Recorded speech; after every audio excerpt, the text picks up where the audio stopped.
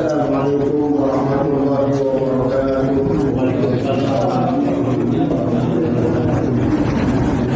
Alhamdulillah rabbil alamin nasta'in. Alhamdulillah la ilaha illallah wa asyhadu anna Muhammadan abduhu wa rasuluhu la nabiyya ba'dahu. Allahumma shalli wa sallim wa barik ala habibina wa syafi'ina sayyidina Muhammadin sallallahu alaihi wasallam wa ala alihi wa ashabihi wa man tabi'ahum bi ihsan ila yaumil qiyamah. Rabbi shrah li sadri wa yassir li amri wa hlul 'uqdatam min lisani yafqahu qawli. Allahumma anfa'na bima 'allamtana wa 'allimna ma yanfa'una wa rabbana zidna 'ilma. Semoga Allah menambahkan ilmu pengetahuan kita dan ajaran agama. Semoga apa yang kita simak pada malam hari ini bermanfaat bagi kehidupan dunia dan akhirat kita. Yang kami hormati segenap para orang tua kami, para sesepuh, segenap pengurus DKM Masjid Al-Muhammad, Bapak Haji Zeta beserta seluruh jajaran pengurus jamaah sholat maghrib, bapak-bapak dan ibu sekalian, yang mudah-mudahan kita semua senantiasa mendapatkan taufik dan hidayah dari Allah Subhanahu wa taala. Alhamdulillah, kembali kita bisa bersilaturahmi dan bertahmid rutin di kewenangan kita. Mudah-mudahan apa yang kita laksanakan pada malam hari ini menjadi bagian yang tidak terpisahkan dari amaliyah ibadah kita kepada Allah Subhanahu wa taala. Insyaallah Allah akan kita raih pahalanya secara sempurna. Hadirin jamaah sekalian rahimakumullah, melanjutkan materi fikih kita, sudah sampai mengenai tentang informasi kesunahan yang layak untuk kita lakukan di dalam sholat kita agar sholat kita bertambah pahalanya di sisi Allah Subhanahu wa taala, yaitu informasi mengenai tentang takbiratul intiqal.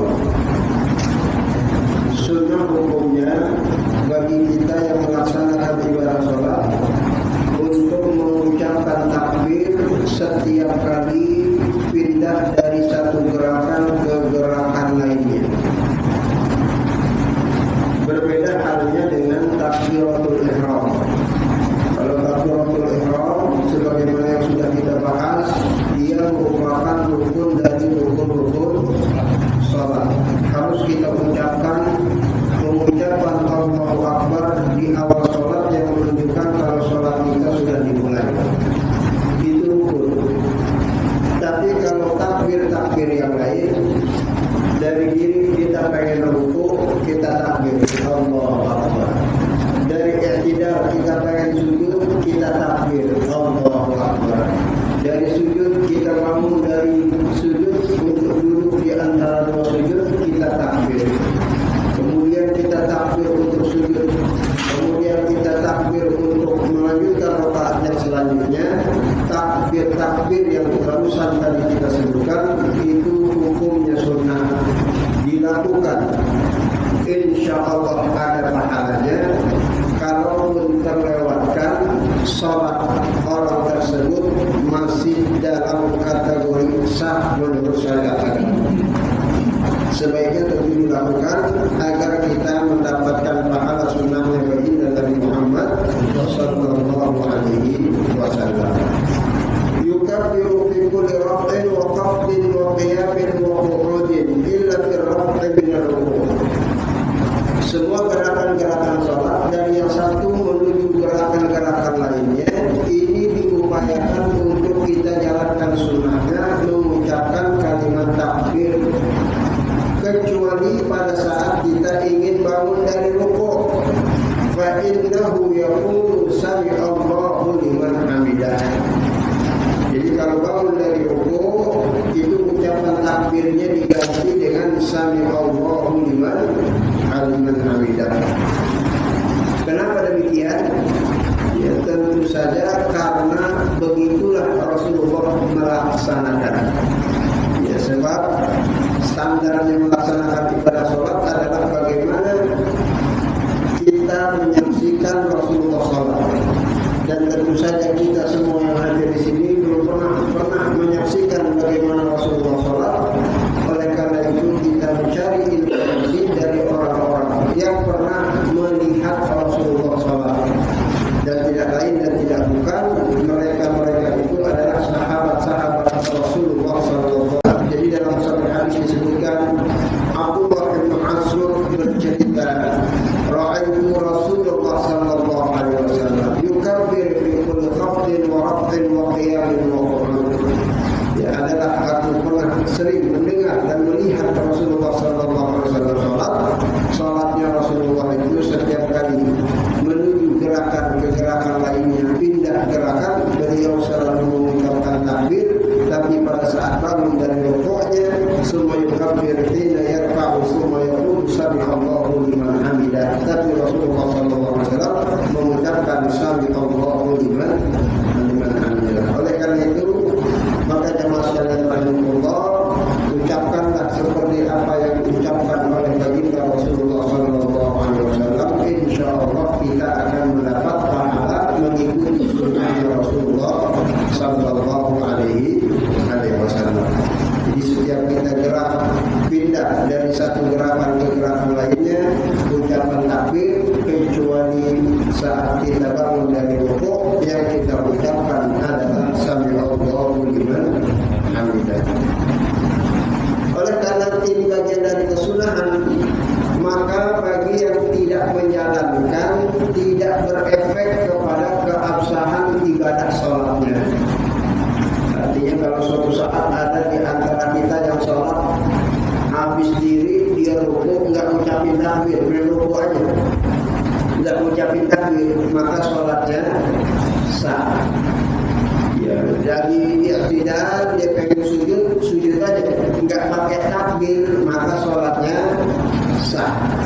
Ya, karena ucapan-ucapan ini hukumnya tidak sampai kepada rukun, tapi hanya kepada sunnah yang kalau dilakukan, insya Allah ada nilai tambahan pahalanya, insya Allah ta'ala.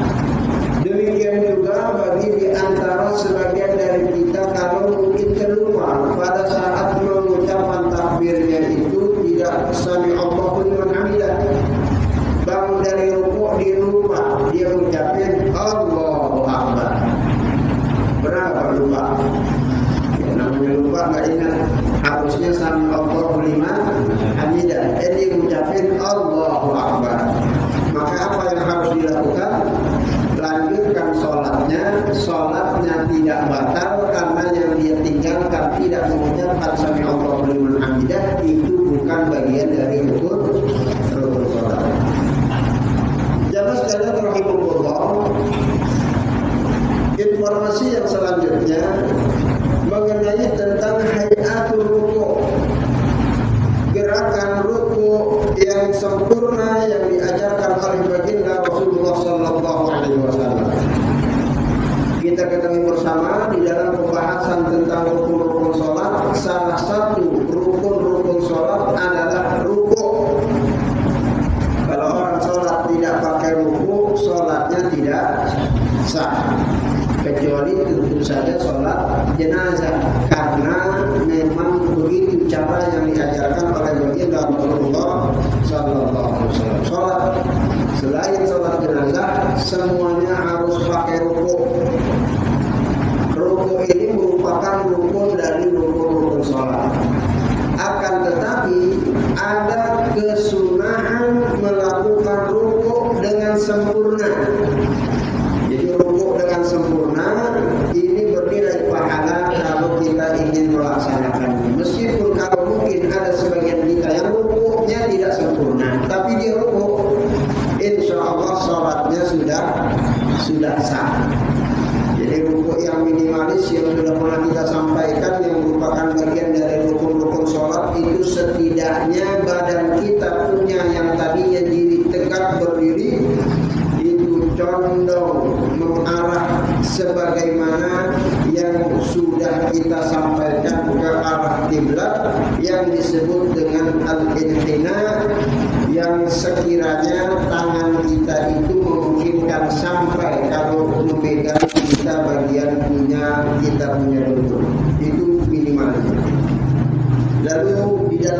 disebutkan hadis-hadis baginda Rasulullah sallallahu alaihi wasallam mengenai tentang kesunahan rukuk yang sebaiknya dan seharusnya kita kerjakan. Setidaknya adalah taswiyatul ra'si wal ajzi wal i'timadi bil yadaini 'ala rukbataini. Hendaklah kita punya tangan itu berpangku kepada kita punya rukbataini, dua dengkul. Ya, sebagaimana sudah kita sampaikan, bahkan dalam riwayat disebutkan disunahkan untuk mencengkeram kita punya dengkul dengan kedua tangan kanan dan kiri kita pada saat kita rukuk. Ya, jadi hendaknya tangan kita itu kena dengkul pegang, yang kanan maupun yang kiri. Ya, ini sunnah. Meskipun mungkin ada sebagian kita yang saat berrukuk nggak sampai tangannya ke dengkul. Ya, Bapak pernah perhatikan ada orang sholat tangannya cuma nempel sampai paha. Allah Akbar, cuma sampai paha. Ya, itu sah rukuknya, tapi tidak sunnah. Kalau sunnah agak turun ke bawah, kenain dengkulnya, bukan di pahanya dia punya tangannya itu ditempelkan. Atau mungkin ada sebagian kita yang memperhatikan sebagian dari jemaah sholat tangannya agak ke bawah. Ya, Allahu Akbar. Dia pegang apanya yang dipegang? Tulang keringnya dipegang. Ya, bahkan mohon maaf, kadang ada yang ke bawahan lagi. Ya, pegang dia punya dekat mata kaki.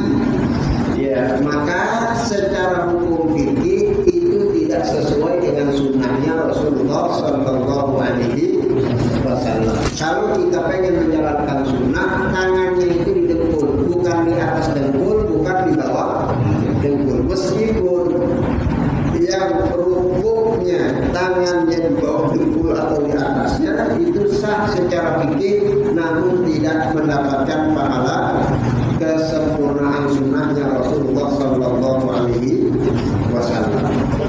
Jadi tangannya itu diletakkan di atas kita punya dengkul, dan itu ditempelkan dan dicengkeramkan. Meskipun secara fikih boleh-boleh saja kalau kita rukuk lepas tangan. Ya, kita rukuk kan nempel, kita lepas tangan kita.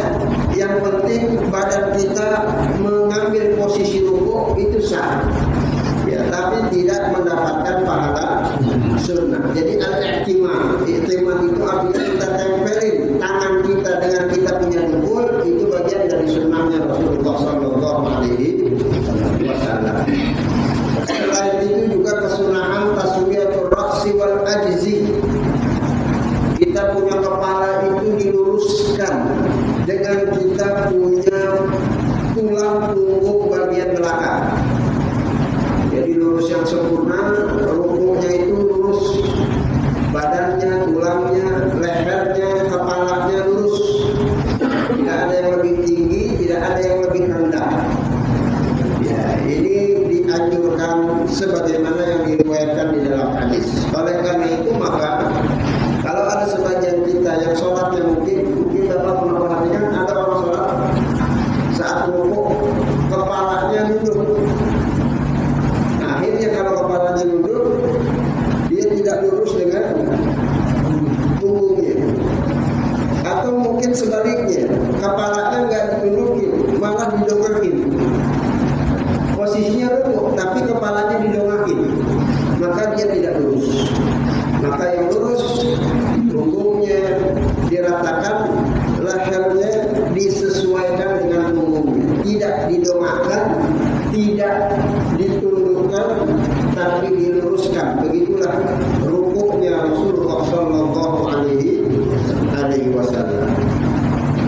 Selain itu juga dipastikan di dalam posisi kita rukuk, kita tidak menekuk, kita punya jari, jemari kaki, termasuk dengkul yunsab. Yunsab itu diluruskan. Termasuk kita punya tangan itu juga tidak ditekuk tapi diluruskan. Ya, ini perhatikan.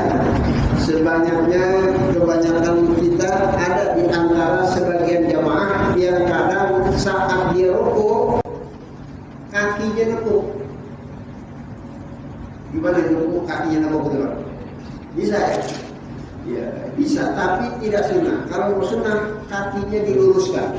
Jadi kakinya jangan ditekuk, tapi diluruskan. Sebagaimana juga tangannya, saat kita pegang ke dengkul, ini jangan ditekuk, tapi diunsab, diluruskan. Bukan ditekuk, tapi diluruskan. Kakinya tidak ditekuk, tapi diluruskan. Begitu sunnahnya Rasulullah Sallallahu Alaihi Wasallam. Jadi kesempurnaan rukuk yang barusan tadi kita sebutkan, ini kalau dilaksanakan, insya Allah masing-masing poinnya itu ada nilai pahala di sisi Allah Subhanahu Wa Taala karena kita berupaya mengikuti sunnahnya baginda Nabi Muhammad Sallallahu Alaihi Wasallam. Jamaah sekalian rahimahullah, selain dari gerakan-gerakan rukuk yang barusan tadi disebutkan, termasuk juga kesunahan untuk membaca zikir di dalam rukuk yang sedang kita laksanakan. Sebagaimana kita ketahui bahwa saat kita rukuk dianjurkan membaca tasbih. Apa tasbihnya? Di antaranya adalah Subhana Rabbiyal Azim. Ya, ini yang dianjurkan untuk dibaca. Hukumnya sunnah. Bapak baca 1 kali dapat pahala 1. Bapak baca 2 kali dapat pahala 2. Baca 3 kali dapat pahala 3 kali dari zikir yang dibaca. Pun kalau kita tidak baca, sholatnya tetap sah. Jadi kalau ada jamaah yang sholat rukuk dia ngomong aja gak baca apa-apa, sholatnya secara fikih sah. Yang penting rukuknya dia lakukan. Ya, tapi kalau dibaca zikirnya tapi rukuknya tidak dilakukan, maka sholatnya tidak sah karena bacaan zikir ini sunnah, sedangkan rukuknya ini merupakan rukun dari rukun sholat. Ya, jamaah sekalian rahimahullah, adapun redaksi zikirnya ini banyak yang diriwayatkan dari para sahabat Rasulullah Sallallahu Alaihi Wasallam. Ya, kalau Subhana Rabbiyal Azim ini yang standar yang biasa dilaksanakan oleh sebagian banyak masyarakat kita. Ya, Subhana Rabbiyal Azim. Ya, kalau bapak pengen baca yang agak panjangan, bisa pakai zikir yang diriwayatkan oleh Sayyidina Ali bin Abi Thalib. Ya, ini zikirnya tentu dari Nabi Muhammad Sallallahu Alaihi Wasallam. Kata Sayyidina Ali, Nabi Sallallahu Alaihi Wasallam, karena idza raka'a qala. Kata Sayyidina Ali, Nabi Muhammad pernah saat beliau rukuk, beliau membaca di dalam rukuknya itu, Allahumma laka raka'tu wa bika amantu wa laka aslamtu anta rabbi. Khasha'a sam'i wa basari wa mukhi wa 'azmi wa 'asabi wa mashtaqallat bihi qadami lillahi rabbil alamin.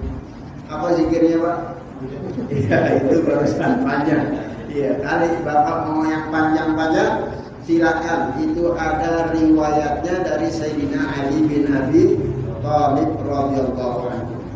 Atau juga dari riwayat yang disampaikan oleh Ibunda Aisyah, karena yaqulu fi ruku'ihi, adalah Nabi Muhammad sallallahu alaihi wasallam kalau beliau rukuk, beliau membaca Subuhun Qudusun Rabbul Malaikati Warruh. Boleh kita baca zikir itu, zikir yang dibaca juga oleh Rasulullah sallallahu alaihi wasallam.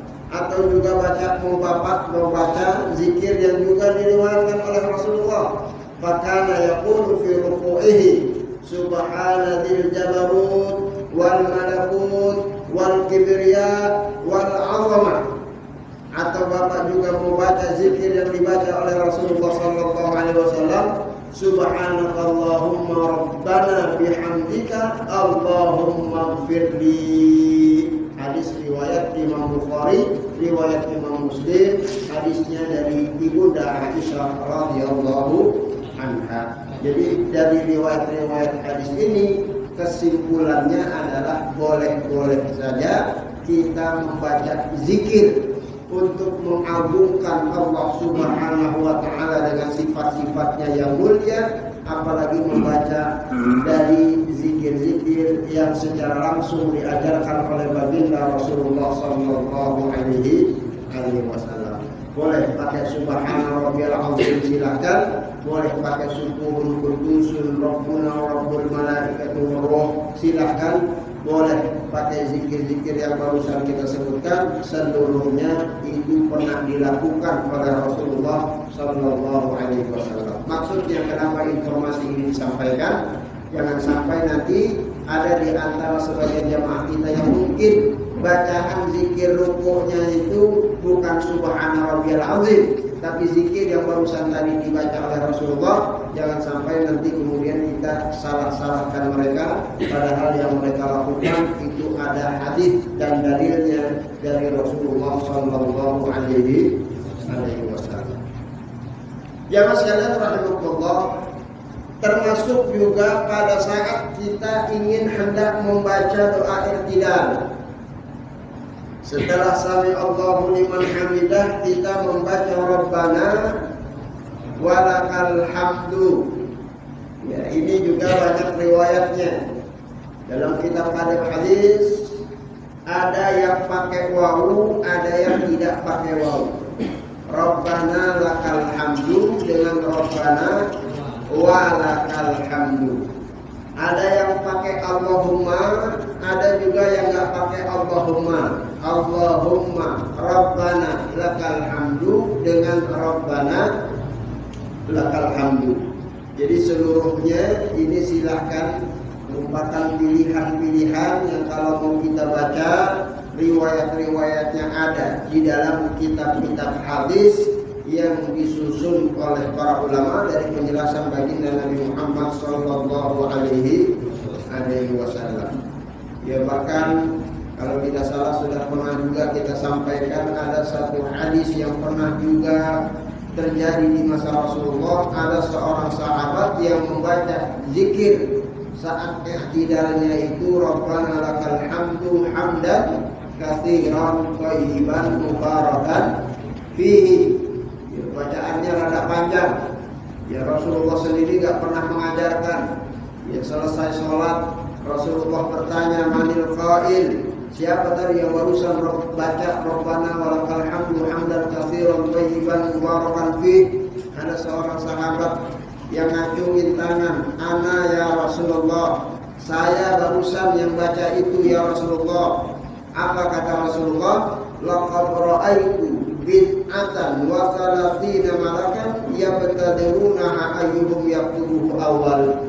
Kata Rasulullah sallallahu alaihi wasallam, aku melihat saat aku sedang sholat, saat engkau membaca zikir tersebut, itu ada lebih 36 malaikat, lebih 37 mungkin, 38 mungkin, 39 mungkin, thalathina wa bid'atan malakan yabtadiruna, rebutan untuk menulis pahala dari apa yang engkau baca, untuk lebih dulu mereka mencatat itu sebagai amalan ibadah kepada Allah Subhanahu wa taala. Hadis riwayat Imam Bukhari, riwayat Imam Ahmad, riwayat Imam Malik dan riwayat Imam Abu Dawud. Ya, sehingga dalam riwayat hadis ini para ulama menyempatkan informasi, salah satunya adalah Ibnu Hajar Al-Asqalani, tentang kebolehan membaca zikir yang tidak pernah diajarkan oleh baginda Rasulullah sallallahu alaihi wasallam di dalam sholat, selama yang dibaca itu mengagungkan Allah, mensucikan Allah dengan segala kesempurnaan sifat-sifatnya, sebagaimana yang dilakukan oleh seorang sahabat Rasulullah sallallahu alaihi wasallam. Jamaah sekalian rahimakumullah, doa i'tidal ini juga banyak redaksinya selain dari redaksi yang barusan tadi kita sampaikan. Ada juga riwayat yang disampaikan oleh Abdullah bin Abi Aufa. Rasulullah saat ruku beliau membaca, Allahumma lakal hamdu mil'as samawati wa mil'al ardi wa mil'a ma syi'ta min syai'in ba'du. Allahumma tahhirni bis-salji wal baradi wal ma'il barid. Allahumma tahhirni minadh dhunubi wa naqqi minha ma kama yunqqa as-thawbul abyadu minal wasakh. Itu dibaca oleh Rasulullah sallallahu alaihi wasallam. Ada juga hadis yang diriwayatkan oleh Abi Sa'id Al-Khudri, karena Rasulullah sallallahu alaihi wasallam idza qala sami Allahu liman hamidah, kata Abi Sa'id, Rasulullah itu setelah mengucapkan sami Allahu liman hamidah, apa yang dibaca oleh Rasulullah? Allahumma rabbana lakal hamdu mil'as samawati wa mil'al ardi wa mil'a ma syi'ta min syai'in ba'd. أهل الثناء والمجد أحق ما قال العبد ما كلنا لك عبد لا مانع لما أعطيت ولا معطي لما منعت ولا ينفع ذا الجد منك الجد. Zikir yang biasa kita baca setelah ba'da sholat, ternyata juga ini adalah zikir yang dibaca oleh Rasulullah saat beliau sedang melakukan ruku di dalam ibadah sholatnya. Maka jamaah sekalian rahimakumullah, yaitu ruku dan i'tidal ini, yang terakhir itu adalah doa i'tidal. Ini adalah bagian dari zikir-zikir yang dibaca oleh Rasulullah, yang kalau kita membaca di dalam zikir-zikir i'tidal kita, insyaallah akan dinilai pahala oleh Allah Subhanahu wa taala. Meskipun kalaulah tidak dibaca, salatnya tetap sah. Jadi kalau ada jemaah kita bisa Allahu liman hamidah, diam aja mulutnya nggak baca apa-apa, salatnya tetap sah, tapi tidak menjalankan sunnahnya Rasulullah sallallahu alaihi wasallam.